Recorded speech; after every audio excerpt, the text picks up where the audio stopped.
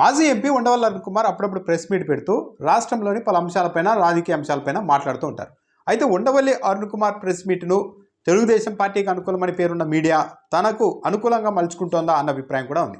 ఉండవల్లి అరుణ్ కుమార్ తన ప్రెస్ మీట్లో చేయని వ్యాఖ్యలను కూడా జగన్మోహన్ రెడ్డికి వ్యతిరేకంగా చేసినట్టుగా ప్రచారం చేస్తున్నారా అన్న విమర్శ కూడా ఉంది. ఏబిఎన్ ఆంధ్రజ్యోతి ఆదివారం ఉండవల్లి అరుణ్ కుమార్ ఒక ప్రెస్ మీట్ పెడితే అందుకు సంబంధించి ఆయన చేసిన కొన్ని వ్యాఖ్యల్ని ఎలా వక్రీకరించారు అన్న దానిపైన కూడా చర్చ నడుస్తూ ఉంది. ఉండవల్లి అరుణ్ కుమార్ ఒక మాట అంటే పైన యూట్యూబ్లో ఏబిఎన్ తన యూట్యూబ్ ఛానల్లో తమ్మునేల్స్ రూపంలో హెడ్లైన్ మాత్రం మరోలా పెట్టి జగన్మోహన్ రెడ్డి పని అయిపోయిందని ఉండవల్లి అరుణ్ కుమార్ అంటున్నారు అన్న అభిప్రాయం కలిగేలా చేశారు. అలాంటి కొన్ని తమ్మునేల్స్ చూస్తే సైకిల్ నొక్కితే ఫ్యాన్కు వెళ్తుంది, ఈవీఎంలో ట్యాంపరింగ్ అని హెడ్లైన్ పెట్టారు. అంటే సైకిల్కి నొక్కితే వైసీపీకి ఓటు పడుతుంది అని ఈవీఎం ట్యాంపరింగ్ ద్వారా అని ఉండవల్లి అరుణ్ కుమార్ చెప్పినట్టుగా హెడ్లైన్ పెట్టారు. కానీ ఆయన యాక్చువల్లీ ఏమన్నారు అని అంటే ఇదే ఈవీఎంల ట్యాంపరింగ్కి సంబంధించి ఒక విలేకరి ప్రశ్నిస్తే ఈవీఎంల ట్యాంపరింగ్ అనే దానిపైన తాను ఒక అమెరికాలో ఉంటున్న ఒక నిపుణుడితో మాట్లాడాను. ఆయన కూడా చెప్పారు ఈవీఎంల ట్యాంపరింగ్ అంత ఈజీ కాదు, ఒకవేళ ఆ పరికరాలకు వైఫై కనెక్ట్ అయి ఉంటే తప్పించి చేయడానికి సాధ్యం కాదు అని చెప్పారు అంటూ ఉండవల్లి అరుణ్ కుమార్ చెప్పారు. దాంతోపాటు ఈవీఎంలపైన తనకు పెద్దగా అవగాహన లేదు కాబట్టి తాను వాటిపైన విమర్శలు కూడా చేయను అని ఉండవల్లి అరుణ్ కుమార్ అన్నారు. దాంతోపాటు ఈ ఈవీఎంలని పరిశీలించేందుకు అన్ని రాజకీయ పార్టీలకు ఆహ్వానిస్తూ ఉంటుంది ఈసీ. ఆయా పార్టీల తరఫున నిపుణులే వెళ్ళి పరిశీలిస్తూ ఉంటారు ఆ కోడ్నంతా. కాబట్టి ఈవీఎంలపైన నేనేం మాట్లాడను అని అంటూనే సైకిల్కి నొక్కితే ఫ్యాన్కు పడుతుంది, ఫ్యాన్కు నొక్కితే సైకిల్కి పడుతుంది అని అంటూ ఉంటారు. కానీ వైఫై కనెక్షన్ లేకుండా ఈవీఎంలకు అవన్నీ సాధ్యం కాదు అన్నట్టుగా ఉండవల్లి అరుణ్ కుమార్ చెప్పారు. ఫ్యాన్కు నొక్కితే సైకిల్కి పడుతుందని కొందరు అంటున్నారు, అంటే రివర్స్లో విమర్శలు చేసుకుంటూ ఉన్నారని ఒక వ్యాఖ్య మాత్రమే అన్నారు. కానీ ఏబిఎన్ హెడ్లైన్ మాత్రం సైకిల్కి నొక్కితే ఫ్యాన్కు పడుతోంది ఈవీఎం ట్యాంపరింగ్ అని ఉండవల్లి అరుణ్ కుమార్ అన్నట్టుగా హెడ్లైన్ పెట్టేశారు. ఇంకో చంద్రబాబు గెలుపు ఖాయం అని ఉండవల్లి అరుణ్ కుమార్ అన్నట్టు మరో హెడ్లైన్ పెట్టారు. ఆయన చెప్పిన కాంటెస్ట్ ఏంటంటే ప్రెస్ మీట్లో కేంద్ర ప్రభుత్వాన్ని నిలదీయడానికి ఎందుకు అందరూ భయపడుతున్నారు, చంద్రబాబు కానీ జగన్మోహన్ రెడ్డి కానీ కేసులు పెడతారన్న భయం ఎందుకు, నిజాయితీ పరుడనున్న కేజ్రీవాల్నే వదిలిపెట్టలేదు, కేసు పెట్టారు, సిసోడియాను ఏడాది అయింది జైల్లో పెట్టారు, ఆయన బెయిల్ కూడా ఇప్పట్లో వస్తుందో రాదో డౌటు, అయినా కేసులు పెడితే ఎందుకు భయపడాలి, జైలుకు వెళ్ళిన ప్రతి వారు ముఖ్యమంత్రి అయిపోతున్నారు, అధికారంలోకి వచ్చేస్తున్నారు, జగన్మోహన్ రెడ్డి జైలుకి వెళ్ళారు ముఖ్యమంత్రి అయ్యారు, రేవంత్ రెడ్డి జైలుకి వెళ్ళారు ముఖ్యమంత్రి అయ్యారు, ఇప్పుడు టీడీపీ వాళ్ళు కూడా చంద్రబాబు నాయుడిని కూడా జైలుకు పంపించారు కాబట్టి ముఖ్యమంత్రి అవుతారు అని అంటూ ఉన్నారు అని మాత్రమే ఉండవల్లి అరుణ్ కుమార్ అన్నారు. అంటే తెలుగుదేశం పార్టీ వాళ్ళు చంద్రబాబు నాయుడు కూడా జైలుకి వెళ్ళారు కాబట్టి ముఖ్యమంత్రి అవుతారు అని అనుకుంటున్నారు అని ఉండవల్లి అరుణ్ కుమార్ అంటే హెడ్లైన్ మాత్రం చంద్రబాబు నాయుడు గెలుపు ఖాయం అని ఉండవల్లి అరుణ్ కుమార్ పెట్టినట్టు ఏబిఎన్ యూట్యూబ్ ఛానల్లో తమ్మునేల్ పెట్టారు. ఇంకో విషయం చూస్తే నువ్వు పిరుకోడివి జగన్, మోడీని చూస్తే భయపడుతున్నావు అని ఉండవల్లి అరుణ్ కుమార్ అన్నట్టుగా కూడా ఇంకో మరో హెడ్లైన్ పెట్టారు. దానికి సంబంధించి ఆయన ఎందుకు మాట్లాడారు ఆ సందర్భంలో అంటే విభజన చట్టంపై కేంద్రం పార్లమెంట్లో చర్చ పెట్టించాల్సిందిగా గతంలో చంద్రబాబు నాయుడుని కోరాను, జగన్మోహన్ రెడ్డిని కోరాను, నేను బీజేపీ వాళ్ళతో కూడా మాట్లాడాను, విభజన చట్టం తెచ్చింది కాంగ్రెస్ పార్టీ కాబట్టి చర్చకు మేము సిద్ధమన్నారు, కాంగ్రెస్ పార్టీ వాళ్ళు కూడా మేము దానిపైన చర్చకు సిద్ధమన్నారు, కాబట్టి ఆ దిశగా ఎందుకు అప్పుడు చంద్రబాబు కానీ ఇప్పుడు జగన్మోహన్ రెడ్డి కానీ ప్రయత్నం చేయలేదు అని అంటూ నేను గతంలోనే విభజన కథలు అని ఒక పుస్తకం రాశారు, ఎప్పుడు 2016లో ఉండవల్లి అరుణ్ కుమార్. ఆ పుస్తకంలో తాను రాసిన కొన్ని వ్యాఖ్యలను కూడా ఉండవల్లి అరుణ్ కుమార్ ప్రస్తావించారు. నేను ఆ రోజు పుస్తకంలో రాశాను, పాలకులు అవినీతి పరులైనా అబద్ధాల కోర్లైనా ప్రజలు భరిస్తారు కానీ పిరికి వాళ్ళను అసమర్థుల్ని భరించలేరు అని నేను అప్పట్లోనే పుస్తకంలో రాశాను అంటూ ఒక కోట్ చేశారు. అంటే జగన్మోహన్ రెడ్డి పిరికివాడు, మోడీకి భయపడుతున్నారని ఎక్కడా ఉండవల్లి అరుణ్ కుమార్ అనలేదు. నేను ఆ రోజే పుస్తకంలో రాశాను, అబద్ధాల కోర్లను అవినీతి పరులనైనా భరిస్తారు కానీ అసమర్థుల్ని పిరికి వాళ్ళని భరించరు అని నేను రాశాను అన్నారు. ఇప్పుడు 2016లో పుస్తకం రాశారు. అప్పుడు ఎవరు ముఖ్యమంత్రి? చంద్రబాబు నాయుడు. కానీ జగన్మోహన్ రెడ్డినే ఏదో ఒక పుస్తకంలో ఉన్న తాను గతంలో రాసిన అంశాన్ని ప్రస్తావిస్తే జగన్మోహన్ రెడ్డిని పిరికివాడు, మోడీకి భయపడుతున్నారని ఉండవల్లి అరుణ్ కుమార్ అన్నట్టుగా ఏబిఎన్లో హెడ్లైన్ పెట్టేశారు.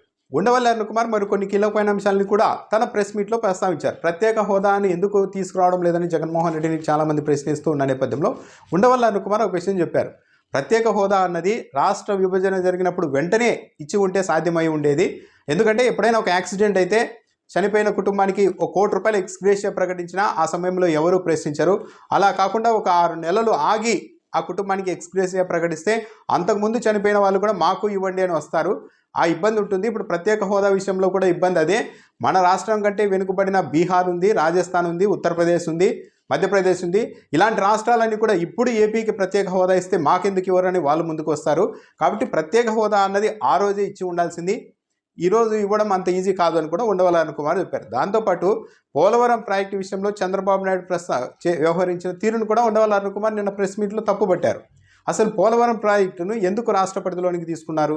కేంద్ర ప్రభుత్వం ఏమో చంద్రబాబు నాయుడు అడిగితే ఇచ్చామని కేంద్ర ప్రభుత్వం చెప్తోంది, చంద్రబాబు నాయుడు మాత్రం మేము అడగలేదని ఇప్పుడు అంటూ ఉన్నారు. అసలు దానికి ఒక లెక్కాపత్రం ఏదీ లేదు. పైగా విభజన చట్టానికి సంబంధించి ప్రత్యేక హోదా అంశాన్ని మన్మోహన్ సింగ్ క్యాబినెట్ ఆమోదం తెలిపితే నరేంద్ర మోడీ వచ్చిన తర్వాత తన క్యాబినెట్లో ఆ అంశాన్ని పక్కన పెట్టినప్పుడు ఆ క్యాబినెట్లో తెలుగుదేశం పార్టీకి సంబంధించిన మంత్రులు కూడా ఉన్నారు. మరి ఆ రోజు వాళ్ళు ఎందుకు వ్యతిరేకించలేదు అని కూడా ఉండవల్లి అరుణ్ కుమార్ ప్రశ్నించారు. నిజానికి ఉండవల్లి అరుణ్ కుమార్ చాలా బ్యాలెన్స్డ్గానే మాట్లాడుతూ ఉన్నారు. ఆ రోజు చంద్రబాబు నాయుడు కావచ్చు, ఈరోజు జగన్మోహన్ రెడ్డి కావచ్చు, కేంద్ర ప్రభుత్వం విషయంలో సరిగా వ్యవహరించడం లేదు, నరేంద్ర మోడీని ప్రశ్నించడం లేదు, నిలదీయడం లేదు గట్టిగా అన్నట్టుగా మాట్లాడారు. జగన్మోహన్ రెడ్డి పిరికివాడనో, చంద్రబాబు నాయుడు గెలుపు ఖాయమనో, ఈవీఎంలో ట్యాంపరింగ్ జగన్మోహన్ రెడ్డి వైసీపీకి అనుకూలంగా చేయబోతున్నారని ఎక్కడా అనలేదు. దానికి తోడు ప్రాక్టికల్గా ఆలోచిస్తే ఉండవల్లి అరుణ్ కుమార్ చెప్తూ ఉన్నారు కానీ నరేంద్ర మోడీని ఎందుకు నిలదీయడం లేదు, విభజన చట్టం అసలు ఆమోదం తెలిపిన తీరు రాజ్యాంగబద్ధమా కాదన్న దానిపైన కూడా చర్చ పెట్టాలి అని ఉండవల్లి అరుణ్ కుమార్ అంటున్నారు. కానీ విభజన జరిగిపోయి 10 ఏళ్ళు అయింది. కాబట్టి అసలు ఈ విభజన అనేది శాస్త్రీయంగా జరిగిందా లేదా అన్న దానిపైన ఇప్పుడున్న పరిస్థితుల్లో పార్లమెంట్లో డిబేట్ పెట్టడం అన్నది సాధ్యమా? పైగా నరేంద్ర మోడీకి భయపడడం అని కాదు, కానీ నరేంద్ర మోడీ కూడా ఒక మనిషే. కాకపోతే ఈ దేశ ప్రజలందరూ కలిసి అఖండ మెజారిటీతో ఆయనకు అధికారాన్ని కట్టబెట్టారు. అపరిమితమైన పవర్ ఆయన చేతిలో ఉంది. ఎవరి మీద ఆధారపడాల్సిన అవసరం కూడా ఇప్పుడు నరేంద్ర మోడీకి లేదు. ఇలాంటి సమయంలో ఏ ప్రాంతీయ పార్టీ కానీ, ఏ ముఖ్యమంత్రి కానీ నరేంద్ర మోడీ మీదకు ఒక మోతాదుకు మించి రెచ్చిపోతే దాని పర్యవసానాలు వ్యక్తిగతంగా తిరుగుబాటు చేసిన వాళ్ళతో పాటు, ధిక్కరించిన వాళ్ళతో పాటు వాళ్ళు పాలన చేస్తున్న రాష్ట్రాలపైన కూడా తప్పనిసరిగా ప్రభావం పడుతుంది. కేంద్ర ప్రభుత్వం తలుచుకుంటే ఇప్పుడు ఉన్న అంశంలో ఏ రాష్ట్రాన్నైనా ఆర్థికంగా కూడా స్తంభింపజేసేంత పరిస్థితి, కెపాసిటీ కూడా కేంద్ర ప్రభుత్వంతో ఉంది. కాబట్టి మొత్తం అఖండ మెజారిటీతో ప్రజలంతా, దేశ ప్రజలంతా నరేంద్ర మోడీని గెలిపించి పెట్టిన ఈ నేపథ్యంలో కాలం కలిసి వచ్చేంత వరకు మిగిలిన ఏ పార్టీ నాయకుడైనా కూడా కాలానికి అనుకూలంగా వెళ్ళాలి, కానీ మొండిగా రెచ్చగొడితే రెచ్చిపోయి ముందుకెళ్తే ఇబ్బందులే ఉంటాయి. కాబట్టి ఇబ్బందులు ఉంటాయి కానీ వచ్చే ఫలితం అయితే పెద్దగా ఉండదు. ఇప్పుడు పవన్ కళ్యాణ్ కూడా బీజేపీతో ఉన్నారు. పవన్ కళ్యాణ్ ప్రతిపక్షంలో ఉన్నప్పటికీ రాష్ట్రానికి సంబంధించి ఆయనకు కూడా బాధ్యత ఉంటుంది. కానీ విశాఖ స్టీల్ ఏమన్నా ప్రైవేటీకరించకుండా ఆయన అడ్డుకోగలుగుతున్నారా? ప్రత్యేక హోదా గురించి ఏమన్నా నరేంద్ర మోడీని కనీసం రిక్వెస్ట్ చేయగలుగుతున్నారా? ఇప్పుడు చంద్రబాబు నాయుడు కూడా బీజేపీతో పొత్తు పెట్టుకునేందుకు రెడీ అవుతున్నారు. మరి ఆయన కూడా మేము పొత్తు పెట్టుకుంటున్నాం కాబట్టి ఇప్పుడు విశాఖ స్టీల్ ప్లాంట్ ప్రైవేటీకరించారు, ప్రత్యేక హోదా వస్తుంది, రాష్ట్రానికి రావాల్సిన విభజన చట్టంలోని అన్ని హామీలు నెరవేరుతాయని కూడా ఏమైనా చెప్తున్నారా? ఏమీ చెప్పలేదు. ఎందుకంటే అవన్నీ తెస్తాము, అవన్నీ ఇవ్వాలని మళ్ళీ నరేంద్ర మోడీని అడిగితే మరీ ఎక్కడ మాకు ఇబ్బందులు వస్తాయన్న ఉద్దేశంతోనే పవన్ కళ్యాణ్ అలా సైలెంట్గానే ఉన్నారు, చంద్రబాబు నాయుడు కూడా సైలెంట్గానే ఉన్నారు. ఇక జగన్మోహన్ రెడ్డి ఏకంగా పదవిలో ఉన్నారు కాబట్టి కేంద్ర ప్రభుత్వంతో వైరం పెట్టుకుంటే ఇంకా ఆర్థికంగా కూడా అనేక ఇబ్బందులు సృష్టించి అసలు రాష్ట్రాన్ని, ప్రభుత్వాన్ని ముందుకెళ్లకుండా కూడా వాళ్ళు అష్టదిగ్బంధనం చేయగలరు. కాబట్టి ఇలాంటి నేపథ్యంలో ప్రజలే అసాధారణ మెజారిటీ ఇచ్చి నరేంద్ర మోడీని ప్రధానిగా కూర్చోబెట్టిన నేపథ్యంలో కాలం కలిసి వచ్చే వరకు మిగిలిన పార్టీల నాయకులంతా సంయమనంతో, అనువుగా, తెలివిగా ముందుకు వెళ్లాల్సిందే, కానీ మొండిగా దూరితే మాత్రం దెబ్బతింటారు.